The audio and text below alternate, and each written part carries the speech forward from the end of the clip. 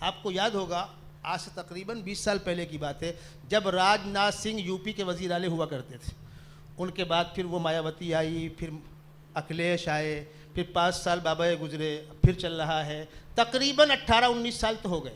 اس وقت بنارس کے گھاٹ میں تھوڑی سی تعبیر بھونڈی ہے لیکن سن لیجئے واقعہ، ایک پکچر بن رہی تھی واٹر، جس میں ہندو مذہب میں بیوہ کا صحیح مقام دکھانے کی پوری وہ سیریل بنایا جا رہا تھا، اس کو فلمایا جا رہا تھا۔ اور آپ کو بھی یاد ہوگا اس وقت شبانہ اعظمی ٹکلی ہوئی تھی بیوے کے رول ادا کرنے کے لیے، جس پر بڑا ہنگامہ ہوا تھا، اور صاحب بخاری صاحب نے بیان دیا میں ٹکلی سے بات نہیں کرتا۔ میں نے پلٹ کے فون کیا تھا کہ آپ لوگوں کو تھوڑا سمجھ کے چلنا چاہیے، آج وہ ٹکلی ہو گئی تو حرام ہو گیا، اب تک کیا کر رہی تھی؟ اب تک شوٹنگ میں کیا پہن کے وہ آ رہی تھی؟ زبان پہ الفاظ آتے ہوئے شرم آتی ہے، کیا لباس پہن کے وہ آتی ہے ہیروئن؟ تب کہاں تھے آپ؟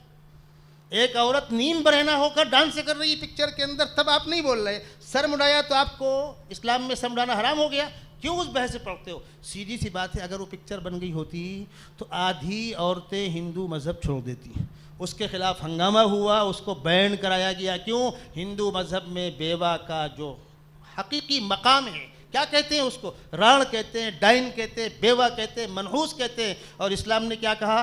اسلام نے کہا بیوہ قابل احترام بھی ہے، قابل رحم بھی ہے۔ اگر تمہارے محلے میں کوئی بیوہ بغیر کھائے سوئی اور تم کھا کر سوئے، تم نے اس کی خبر گیری نہ کی، تمہارا ایمان داؤ پہ لگ جائے گا۔ اور ہمارے پیغمبر سیدنا محمد صلی اللہ علیہ وسلم نے پہلا رشتہ 25 سال کی ابھرتی ہوئی جوانی میں اس بیوہ سے کیا جو آپ سے عمر میں 15 سال بڑی تھی، اور 2 مرتبہ بیوہ ہو چکی تھی اور صاحب اولاد تھی، اور کب تک نبھایا؟ جب تک ان کا انتقال نہیں ہو گیا۔ یہ تہذیب کا فرق ہے۔ آپ ڈیفنس کی پوزیشن میں کیوں کھڑے ہوتے ہیں؟ آگے بڑھیے، آنکھ میں آنکھ ڈال کر بات کیجیے۔ تیسرا اہم عنوان ہے جس پر مقالات بھی ہیں، جہاد کے سلسلے میں غلط فہمیاں، غیر مسلموں سے تعلقات۔ تو غیر مسلموں سے تعلقات پر وضاحت میں نے کر دی۔ جہاد کے سلسلے میں میری گفتگو حکومت کے اعلیٰ عہدیداروں سے ہوئی، جو CID کے اعلیٰ حکام تھے وہ آئے تھے میرے پاس، IB ڈپارٹ کے لوگ آئے تھے، 2 گھنٹے بیٹھے میرے پاس، آپ سے کچھ اسلام کے بارے میں معلومات لینی، ایک ہوٹل میں، یہاں کی وہاں کی بات کرتے کرتے آمدم برسر مطلب جہاد پہ آ گئے وہ۔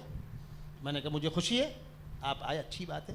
میں نے ان سے پوچھا کہ آپ یہ بتلائیں، آپ ہندوستان میں رہتے، دائیں بائیں کسی ملک سے ہماری ٹھن جائے، لنکا سے، نیپال سے، چائنا سے، ان کا ہم کیوں نام غریب لیں؟ اپنے بھائیوں کا ہم انہی کا نام لیں گے۔ ان میں سے کسی کی آپ سے ٹھن جائے تو اس وقت آپ کیا بولیں گے؟ آئیے چائے پی لیجئے۔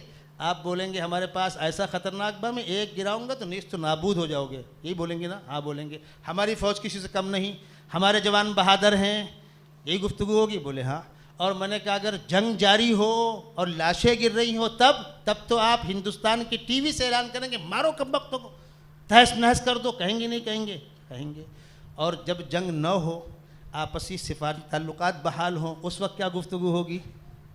دونوں فرق ہوگا نا۔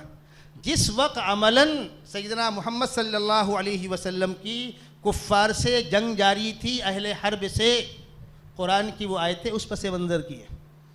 جب وہ جنگیں بند ہو گئیں، اب قرآن کی وہ آیتیں پڑھی جائیں گی جہاں پر میثاق کی پابندی کرنے کا حکم ہے، یا ایھا الذین آمنوا اوفوا بالعقود۔ امن کی حالت میں دوسرے مذاہب کے لوگوں کا احترام کیا جائے گا۔ اذا جاءکم کریم قوم فاکرموہ۔ تو وہ مجھے غور سے ایسے دیکھ رہے ہیں، بولے سر یہ بات آپ لوگ اوپن کیوں نہیں کہتے؟ وسیم رضوی جیسے کتے بھوکتے رہتے آپ خاموش کیوں ہیں؟ میں نے اس وقت بھی کہا تھا کہ وسیم رضوی نے سپریم کورٹ میں داخل کی عرضی خارج کی گئی، اس پر ڈنڈ لگا، اس پر لوگوں نے کیس کیا، نپور شرما جیسی بدتمیز کھڑی ہو گئی، بدتمیزی کیا، وہ مسئلہ الگ ہے لا اینڈ آرڈر کا۔ آپ کیا کر رہے ہیں؟ تجھے رہزن سے ہے کیا غرض؟ تیری رہبری کا سوال ہے۔ ہم اپنی امت کو مطمئن کیوں نہیں کر رہے؟ اور ہماری ان تحریروں کو دیگر زبانوں میں کیوں منتقل نہیں کیا جا رہا؟ آپ کی تجویز میں ہندی میں منتقل کرنے کی بات ہے، اس میں ایک اور بڑھا لیجئے گا، ہندی اور مراٹھی۔ آپ مہاراشٹر میں رہتے ہیں، اسٹیٹ لینگویج میں ضرور منتقل کیجئے اس کو۔ میں آپ کو واقعہ سناؤں، بٹوارے کے بعد آزادی اور بٹوارے کے بعد دلی کے حالات بہت نازک تھے، خطرناک صورتحال تھی، آپ نے سنا ہوگا۔ ہندوؤں نے آپس میں طے کیا کہ اب مسلمانوں کو اذان نہیں دینے دینا۔ یہ کمبخت آج بھی اکبر کا نام لیتے ہیں، اللہ اکبر۔ اب کا ایک اکبر گئے مغل بادشاہ، گیا تمہارا دور۔ ایک مسلمان بیچارہ سیدھا سادہ تھا، اس نے کیا کیا، عربی کے کلمات کے سامنے ہندی میں اور سنسکرت میں ترجمہ لکھ کر کے 100-200 کاپی زیروکس کرا کے بانٹ دیا ہندو محلے میں، اور اس میں یہ نوٹ لگایا کہ اذان میں اکبر سے مراد اللہ کی عظمت ہے، اللہ سب سے بڑا ہے، بھگوان سب سے بڑا ہے، اس کا تعلق ہندوستان کے مغل بادشاہ اکبر سے کچھ بھی نہیں ہے۔ یہ اذان تو 1400 سال پہلے سے ہو رہی ہے، اور صرف ہندوستان میں نہیں پورے عالم میں ہو رہی ہے، اس کا ہندوستان کے اکبر سے کوئی تعلق نہیں ہے۔